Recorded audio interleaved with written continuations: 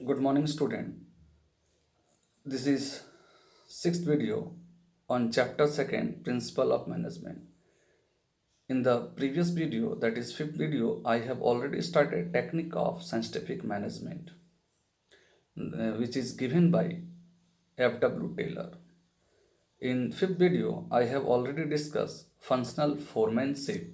In this video, I am going to discuss standardization and simplification of work, means second technique of scientific management given by F.W. Taylor. According to Taylor, various methods of production prevalent under the rule of thumb should be analyzed. Out of those, the best practice should be retained and further refined so that a standard can be developed and applied to the whole organization. To achieve this, different work study techniques, that is time study, motion study, fatigue study and method study can be applied. तो standardisation and simplification of work में हम लोग क्या पढ़ेंगे? सबसे आसान तरीका काम को स्टैंडर्डाइजेशन करना और सिंप्लीफाई करना, किस तरह से हम उसको स्टैंडर्ड मेंटेन करें और सिंप्लीफाई करें वर्क को, इस टेक्निक के बारे में टेलर जोड़ दिए हैं इस सेकंड टेक्निक में। स्टैंडर्डाइजेशन का मतलब क्या होता है? स्टैंडर्डाइजेशन एक प्रोसेस है जिसमें हम लोग सेट करते हैं डिफरेंट फैक्टर्स को ध्यान में रखते हुए, प्रोसेस को ध्यान में रखते हुए, रॉ मटेरियल को देखते हुए, टाइम को देखते हुए, प्रोडक्ट्स, मेथड और वर्किंग कंडीशंस को देखते हुए, स्टैंडर्ड हमारा इक्विपमेंट को देखते हुए, method and process in order to maximise करना आउटपुट, ये हमारा ध्यान दिमाग में रखते हुए कि क्वालिटी स्टैंडर्ड हो। इससे हम लोगों को इसका नॉर्म्स, साइज, टाइप, हाइट, ये सब हम लोगों को फिक्स करने में मदद मिलता है। That is standardisation. Now main objective of setting standard का क्या मेन ऑब्जेक्टिव क्या होता है? To produce product of same type हम लोग बना सकते हैं, साइज का बना सकते हैं, एक फीचर्स का बना सकते हैं। दूसरा क्या है objective? Provide for interchargeability of manufacture parts and product. Third, to set up standard of excellence and quality in materials. And fourth, to set up the standard of performance on main and machine, ताकि main machine standard को follow कर पाए। ये हुआ standardisation का उद्देश्य और objective. Standardisation क्यों सेटअप टेक्निक पर जोड़ दिया F.W. Taylor. Now simplification, standardisation and simplification of work. Simplification मतलब वर्क को अनवांटेड जो वेराइटीज है, साइज है प्रोडक्ट का या डायमेंशंस है। सिंप्लीफिकेशन का मतलब है ऑप्टिमम यूटिलाइजेशन ऑफ रिसोर्स, जैसे मेन मशीन मटेरियल जो uninterrupted runs and fewer machine जो अनइंटरप्टेड रन कर रहा है या स्टॉपेज हो रहा है। इसका मेन सिंप्लीफिकेशन का मेन उद्देश्य होता है अननेसेसरी डाइवर्सिटी ऑफ प्रोडक्ट को हटा देना, reducing labour, machine and tools को रिड्यूस करना। इसको इम्प्लाई करने का मतलब होता है रिड्यूस करना stock, fuller utilisation of tools, equipment and increase the sales को इंक्रीज करना। That is the simplification. तो ये टेक्निक टेलर दिए हैं कि स्टैंडर्डाइज करना है और सिंप्लीफिकेशन वर्क को सिंप्लीफाई करना है। This technique is given by F.W. Taylor. Standardisation and simplification of work पर हम लोग एक case study, this is the sixth case study on chapter second. इस चैप्टर में ये सिक्स्थ केस स्टडी है। तो सिक्स्थ केस स्टडी हम पढ़ने जा रहे हैं। Please write down case study, धीरे धीरे हम पढ़ेंगे।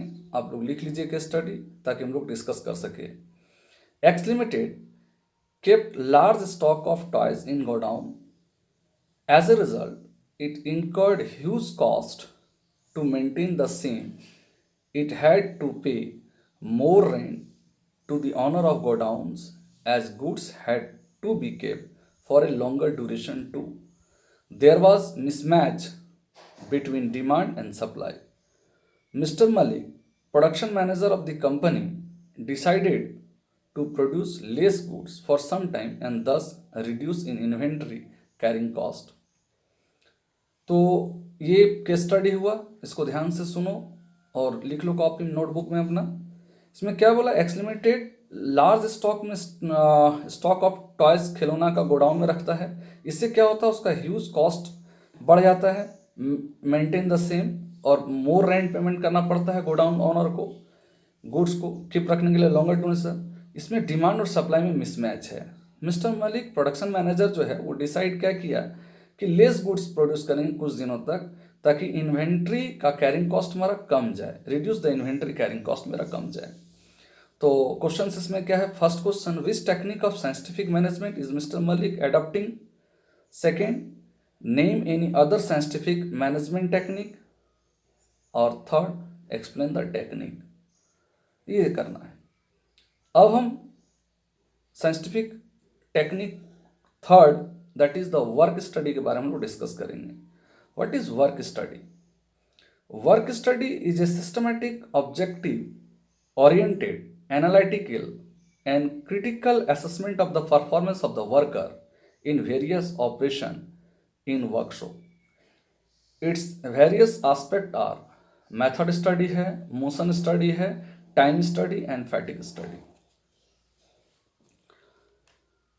Now सबसे पहले वर्क स्टडी हम लोग मेथड स्टडी के बारे में हम लोग डिस्कस करेंगे। मेथड स्टडी क्या है, व्हाट इज मेथड स्टडी? और वर्क स्टडी में method, motion, time and fatigue, इसके बारे में हम लोग डिस्कस करेंगे और प्रत्येक पर केस स्टडी हम लोग डिस्कस करेंगे। तो फर्स्ट है method study. What is method study? There are various method for completing a job. For judging the best method there are several parameters. Work study हम लोग सबसे पढ़ते हैं, मेथड स्टडी पढ़ते हैं। मेथड स्टडी पढ़ने का कारण ये है कि किसी भी काम करने का बहुत सा मेथड है, तो हमको सबसे पहले फाइंड आउट करना पड़ता है कौन सा बेस्ट और सूटेबल मेथड है जिससे वर्क को कंप्लीट किया जा सके। तो मेन ऑब्जेक्टिव क्या होता है? Technique to find out the best way और the latest one of the best method for doing a particular job in order to minimize the costs of production and maximize the quality and satisfaction of the customer. That is the main motto of work study. तो work study के अंदर ये method study का main motto होता है। अब इस पर एक case study 7 for this chapter. Z limited decided to employ local workers to produce bags. The local workers very easily available and hence the employed technology based on labor. The newly appointed manager, Mr. Vaibhav, analyzed scientifically that capital incentive technique is the best method as it would lower production cost and would utilize the resource to great extent. Jet Limited क्या decide किया कि local workers को produce करें, local workers से produce करेंगे bags. The local worker क्या होगा, easily available मिल जाएगा और employ technology based on labour. The newly appointed manager जो है mister Vaibhav analyse scientifically that capital incentive technique is the best method है। It would lower production cost and would utilise the resource at a greated extent. तो question, which technique of scientific management does Mister Vaibhav want to apply, what purpose does it serve? पहला question. दूसरा, which technique of production did Z Limited initially adopted? And third question, which technique of production is suggested by Mr. Vaibhav? Now इसमें हम लोग आते हैं motion study के ऊपर। तो मोशन स्टडी में हम लोग क्या कि एक लेबर काम करते हुए कि उसका मूवमेंट कितना होता है, वो कितना एनर्जी वेस्ट करता है, तो उसको मिनिमाइज करना है। मतलब मशीन टूल्स को उसके नज़दीक में रख देना है ताकि वो आसानी से काम को कर सके, हमारा वर्कर आसानी से काम को कर सके। That is the objective of motion study. तो motion study refers to the study of various movement like sitting, standing, holding, turning, changing position of the workers तो वाइल परफॉर्मिंग ए जॉब। ये main उद्देश्य होता है कि minimise करना उसकी movement को, वर्कर्स के मूवमेंट को मिनिमाइज करना ताकि कम एनर्जी वेस्ट करके वो ज़्यादा प्रोडक्शन कर सके। That is the purpose of the motion study. अब इस पर हम एक केस स्टडी पढ़ते हैं, case study 8 number on this chapter, that is motion study. Work study के अंदर ही है मोशन स्टडी। पहला था मेथड स्टडी, दूसरा है मोशन स्टडी। केस स्टडी क्या है? Mister John work on a pen manufacturing machine. The machine is at such a height that he has to stand on a stool and pick up raw materials from the ground to put it inside the machine for processing. This bending and putting the raw materials is a time consuming process and delay production. Mr. Joy, the production manager, observed this and noted down all the movement of Mr. John was doing.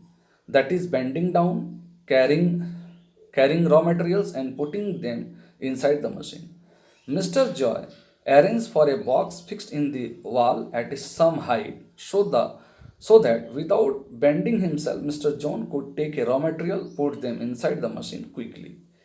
If this is the case study, eighth case study on this chapter.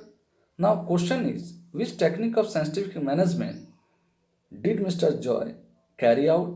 Second question, what purpose did it serve? Third, in the instant case, identify the motion which were found necessary and eliminated by Mr. Joy.